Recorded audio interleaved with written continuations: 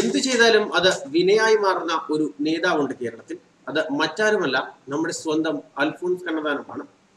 അത് പിന്നെ സോഷ്യൽ മീഡിയയിലിട്ട് വലിച്ചു കീറാൻ ട്രോളന്മാരുമുണ്ട്. എന്തായാലും കണ്ണന്താനത്തിന്റെ പുതിയ അമളി ഒരു ഒന്നൊന്നര അമളിയായി മാറിപ്പോയി. ഹോട്ടലാണെന്ന് കരുതി ബാർബർ ഷോപ്പിൽ കയറി കഴിക്കാൻ ചോദിച്ചതുപോലൊരു തമാശ ഇന്നലെ നെടുമ്പാശ്ശേരി വിമാനത്താവളം മുതൽ ആലുവ നഗരം വരെ സംഭവിച്ചു. സംഭവം ഇങ്ങനെയാണ്. എറണാകുളത്തെ NDA സ്ഥാനാർത്ഥിയും BJP നേതാവും കേന്ദ്രമന്ത്രിയുമായ അൽഫോൺസ് കണ്ണന്താനമാണ് ഹോട്ടലാണെന്ന് കരുതി ബാർബർ ഷോപ്പിൽ കയറിയത്. എറണാകുളത്ത് മത്സരിക്കുന്ന അദ്ദേഹം ചാലക്കുടി മണ്ഡലത്തിലെ വോട്ടർമാരോടാണ് വോട്ട് ചോദിക്കാൻ ചെന്നത്. നെടുമ്പാശ്ശേരി വിമാനത്താവളം മുതൽ തന്നെ കണ്ണന്താനം വോട്ടഭ്യർത്ഥന തുടങ്ങിയിരുന്നു. വോട്ട് ചോദിച്ചു തുടങ്ങി. പന്തികേട് തോന്നിയതോടെ പ്രവർത്തകർ അബദ്ധം കണ്ണന്താനത്തെ അറിയിച്ചു. പിന്നീട് വോട്ട് ചെയ്യണം എന്നതിന് പകരം പ്രാർത്ഥിക്കണം എന്നാക്കി കണ്ണന്താനം എറണാകുളത്തേക്ക് സ്ഥലം വിടുകയായിരുന്നു.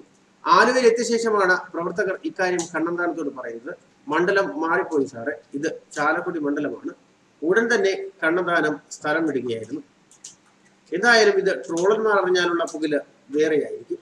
അതുകൊണ്ട് തന്നെ കണ്ണന്താനത്തിന് ഈ ട്രോളന്മാരെ കണ്ണെടുത്താൽ കണ്ടുകൂടാത്ത അവസ്ഥയാണ്. ട്രോൾ ഉണ്ടാക്കുന്നതിന് പകരം വല്ല പണിക്കും പോയിക്കൂടെ എന്നാണ് ട്രോളന്മാരോട് കണ്ണന്താനം എപ്പോഴും പറയാറുള്ളത്. എന്തായാലും ഈ സംഭവം കൂടി പുറത്തു വരുന്നതോടെ കണ്ണന്താനത്തെ ട്രോളന്മാർ വലിച്ചു കീറും എന്ന കാര്യത്തിൽ ഒരു സംശയവുമില്ല.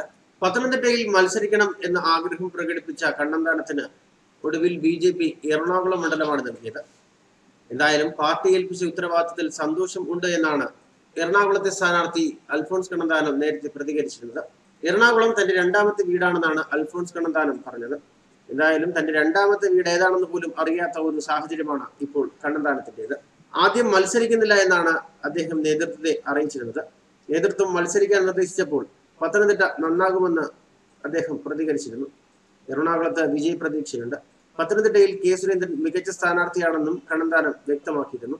എന്തായാലും കണ്ണന്താനത്തിന്റെ ഈ അമളി ഇപ്പോൾ സോഷ്യൽ മീഡിയയിലടക്കം വലിയ പ്രചാരണമായിരിക്കുകയാണ്. ന്യൂസ് ഡെസ്ക് മലയാളി വാർത്ത.